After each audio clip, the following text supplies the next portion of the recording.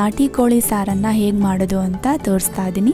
ಈ recipe video ನಿಮಗೆ ಪೂರ್ತಿಯಾಗಿ ಅರ್ಥ ಆಗಬೇಕು ಅಂತ ಹೇಳಿದ್ರೆ ಈ ವಿಡಿಯೋನ ಫಾರ್ವರ್ಡ್ ಮಾಡದೆ ನೋಡಿ. ನಾಟಿ ಕೋಳಿ ಸಾರು ಮಾಡಲು ಬೇಕಾಗಿರುವಂತಹ ಪದಾರ್ಥಗಳು: 1 kgಯಷ್ಟು ನಾಟಿ ಕೋಳಿ ತಗೊಂಡಿದ್ದೀನಿ, 2 ಈರುಳ್ಳಿ, ಇಲ್ಲಿ ನಾನು 2 ಗಡ್ಡೆ ಬೆಳ್ಳುಳ್ಳಿನ ಕ್ಲೀನ್ ಮಾಡಿ ತಗೊಂಡಿದ್ದೀನಿ, 3 ರಿಂದ 4 ಇಂಚಷ್ಟು ಹಸಿ ಶುಂಠಿ, 3 ರಿಂದ 4 ಪೀಸಷ್ಟು ಚಕ್ಕೆ, 10 ರಿಂದ 12 ಲವಂಗ, 2 ಏಲಕ್ಕಿ, 4 ಮೆಣಸು, ಅರ್ಧ ಚಮಚದಷ್ಟು ಗಸಗಸೆ, 2 ಚಮಚದಷ್ಟು ಖಾರದ ಪುಡಿ, 2 ಚಮಚದಷ್ಟು ಧನಿಯಾ ಪುಡಿ, ಅರ್ಧ ಕಪ್ಪಷ್ಟು ಒಣ ಕೊಬ್ಬರಿ, 1 ಕಪ್ಪಷ್ಟು ಕೊತ್ತಂಬರಿ ಸೊಪ್ಪು, ಅರ್ಧ ಚಮಚದಷ್ಟು ಅರಿಶಿನ ಪುಡಿ, 2 ರಿಂದ 3 ಚಮಚದಷ್ಟು ಅಡುಗೆ ಎಣ್ಣೆ, ರುಚಿಗೆ ತಕ್ಕಷ್ಟು ಉಪ್ಪು.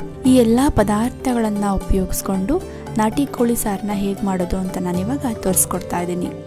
ಮೊದಲಿಗೆ ಒಂದು ಮಿಕ್ಸಿ ಜಾರ್ಗೆ ಈರುಳ್ಳಿ, ಹಸಿ ಶುಂಠಿ, ಬೆಳ್ಳುಳ್ಳಿ ಮತ್ತು ಕೊತ್ತಂಬರಿ ಸೊಪ್ಪನ್ನು ಹಾಕ್ಕೊಳ್ತಾ ಇದ್ದೀನಿ. ಜೊತೆಗೆ ಬೇಕಾಗಿರೋಷ್ಟು ನೀರನ್ನು ಹಾಕ್ಕೊಂಡು ಇವೆಲ್ಲವನ್ನು ನಾನೀಗ ರುಬ್ಕೊಳ್ತಾ ಇದ್ದೀನಿ. ಈಗ ನೋಡಿ, ರುಬ್ಬಿದ ಮಿಶ್ರಣ ರೆಡಿಯಾಗಿದೆ. ನಂತರ ಈಗ ನಾನು ಒಂದು ಕುಕ್ಕರ್ನ ತಗೊಂಡಿದ್ದೀನಿ.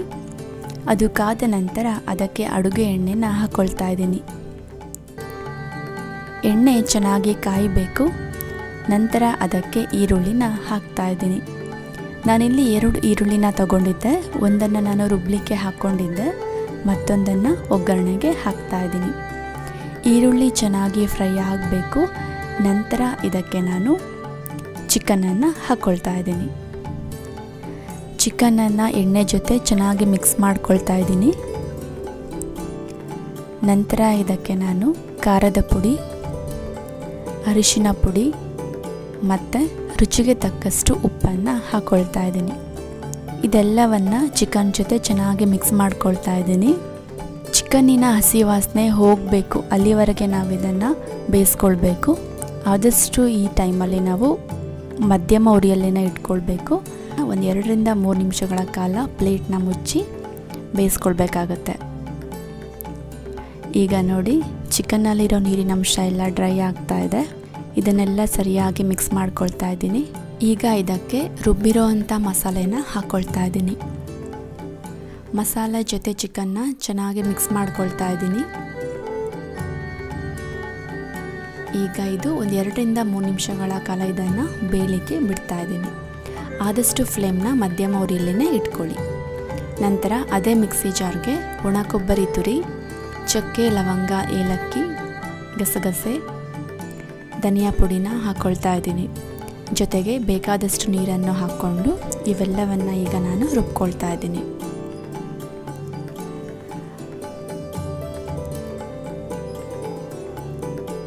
ಈಗ ನೋಡಿ, ಮಸಾಲ ರೆಡಿಯಾಗಿದೆ. ಚಿಕನ್ ಕೂಡ ಚೆನ್ನಾಗಿ ಕುದೀತಾ ಇದೆ.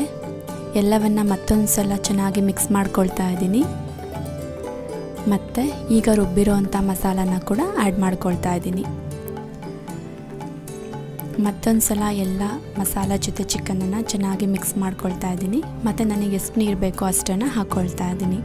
ನೀವು ಕೂಡ ನಿಮ್ಗೆ ಎಷ್ಟು ಬೇಕೋ ಅಷ್ಟು ಹಾಕ್ಕೊಳ್ಳಿ. ನೋಡಿಕೊಂಡು ನಿಮಗೆ ತೆಳ್ಳಗಿರಬೇಕು ಅಂದರೆ ಸ್ವಲ್ಪ ಜಾಸ್ತಿ ಹಾಕ್ಕೊಳ್ಳಿ, ಸಾರು ಗಟ್ಟಿಗೆ ಇರಬೇಕು ಅಂತ ಅಂದರೆ ಕಡಿಮೆ ಹಾಕ್ಕೊಳ್ಳಿ, ನೋಡ್ಕೊಂಡು ಹಾಕ್ಕೊಳ್ಳಿ. ಈಗ ಇದನ್ನು ಒಂದು 5 ನಿಮಿಷಗಳ ಕಾಲ ಸಾರನ್ನ ನಾವು ಕುದಿಲಿಕ್ಕೆ ಬಿಡಬೇಕು. ಈಗ ನೋಡಿ, ಸಾರು ಚೆನ್ನಾಗಿ ಕುದೀತಾ ಇದೆ. ಈ ಟೈಮಲ್ಲಿ ನೀವು ಬೇಕು ಅಂತಂದರೆ ಸ್ವಲ್ಪ ರುಚಿ ನೋಡ್ಕೋಬೋದು. ಉಪ್ಪು ಖಾರ ಎಲ್ಲ ಕರೆಕ್ಟಾಗಿದೆಯಾ ಅಂತ ನೋಡಿಕೊಂಡು ಹಾಕ್ಕೊಳ್ಬೋದು. ಈಗ ನೋಡಿ, ಸಾರು ಚೆನ್ನಾಗಿ ಕುದೀತಾ ಇದೆ. ಈಗ ನಾನು ಕುಕ್ಕರ್ನ ಮುಚ್ತಾ ಇದ್ದೀನಿ. ನಾಟಿ ಕೋಳಿ ಅಂದರೆ ಬೇಗ ಬೇಯೋಲ್ಲ. ಆದಷ್ಟು ನಾವು ಕನಿಷ್ಠ ಅಂದರೆ ಒಂದು 3 ವಿಷಲ್ ಆದರೂ ಬರೋಕ್ಕೆ ಬಿಡಬೇಕು. 3 ರಿಂದ 4 ಬಂದ್ರೂ ಓಕೆ. ಚೆನ್ನಾಗಿ ಬೇಯಬೇಕು ಅಂದರೆ ಒಂದು 4 ಬರಬೇಕು. ಈಗ ನಾಟಿ ಕೋಳಿ ಸಾರು ರೆಡಿಯಾಗಿದೆ. ಇದನ್ನು ನಾನು ಸರ್ವಿಂಗ್ ಬೌಲ್ಗೆ ಹಾಕ್ಕೊಳ್ತಾ ಇದ್ದೀನಿ. ಇದನ್ನು ನಾವು ರಾಗಿ ಮುದ್ದೆ ಜೊತೆ ತಿಂದರೆ ತುಂಬಾ ಚೆನ್ನಾಗಿರುತ್ತೆ. ಈ ರೆಸಿಪಿ ವಿಡಿಯೋ ನಿಮಗೆ ಇಷ್ಟ ಆಗಿದ್ದರೆ ಪ್ಲೀಸ್ ಲೈಕ್ ಮಾಡಿ, ಕಾಮೆಂಟ್ ಮಾಡಿ ಮತ್ತು ನಿಮ್ಮ ಕುಟುಂಬದವರೊಂದಿಗೆ ಹಾಗೂ ಸ್ನೇಹಿತರೊಂದಿಗೆ ಕೂಡ ಶೇರ್ ಮಾಡಿ.